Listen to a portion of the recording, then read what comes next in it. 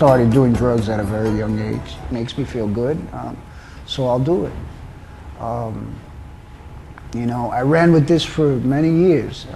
Basically, I got high for almost, I think, about 25, 26 years.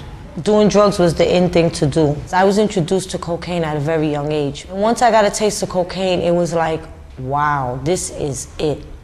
I was around drugs all my life. I started about 19 years old smoking crack. Crack was my thing, you know, and there was nothing else, you know, that I wanted but to get high.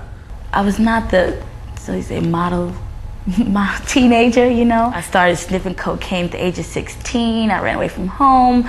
I was in Buffalo, New York, doing God knows what. I used to feel like Superman. I felt like John Wayne. I felt like Don Juan. I did basically anything for drugs, any drug.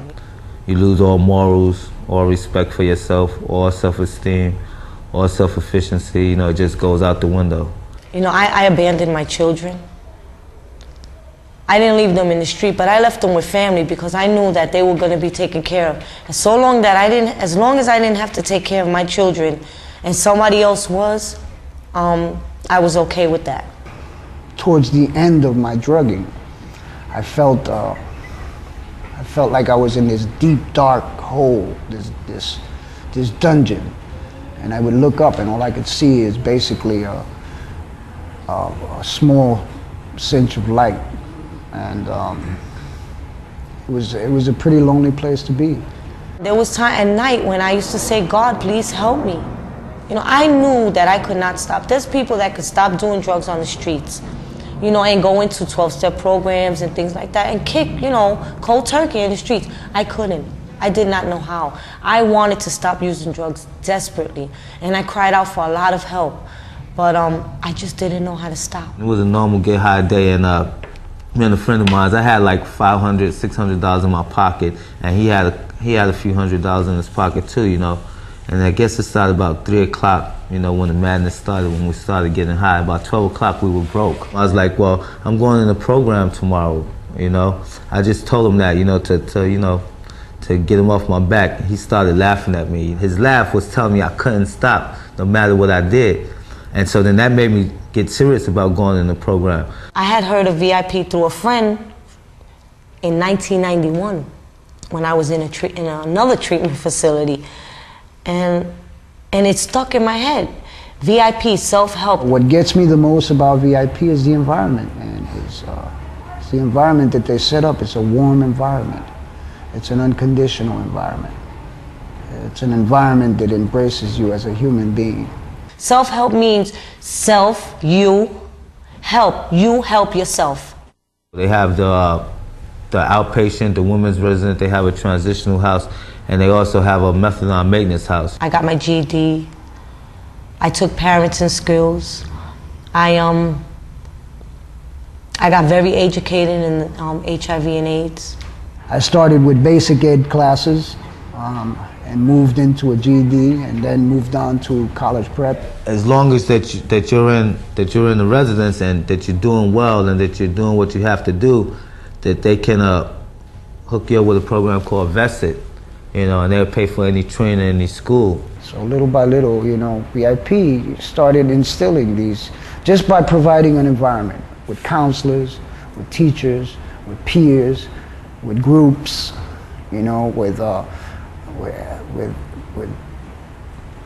all these positive things that you could, you know, all these positive roads that you could take in life. You know, they started showing us, yeah, look, I mean, it's all right that you've done bad in the past, but look, you could go forward in the future. I'm clean today, have been clean for over a year now. I'm a graduate of VIP program. I am going to take my GED test. They didn't teach me how to live inside of a program, and then when I get outside, I fall flat on my face and not know what to do. You know, they taught me how to go outside, how to get a job, how to talk to people, how to treat my children. They gave me a sense of direction. You know, they taught me responsibility. They taught me how to budget my money. And it's just all about giving back to the community, you know, and that's what VIP is about, you know, giving back to the community. You know, that label that they put on us, once an addict, always an addict, you know, that's That's not true. You know, we might always be an addict as far as the disease, but we can change. We can become socially acceptable. We can become productive members of society. There's something good happened here at VIP with me. And you know, little by little, I've learned how to appreciate the life that I have today. I get up in the morning, I wake my daughter up, I cook breakfast, I get her off to school, I shower, I get ready for work, I go to work, I deal with people, I work in an office, and I go home and I cook, clean up, and I go to sleep just like anybody else that's never used drugs in their life.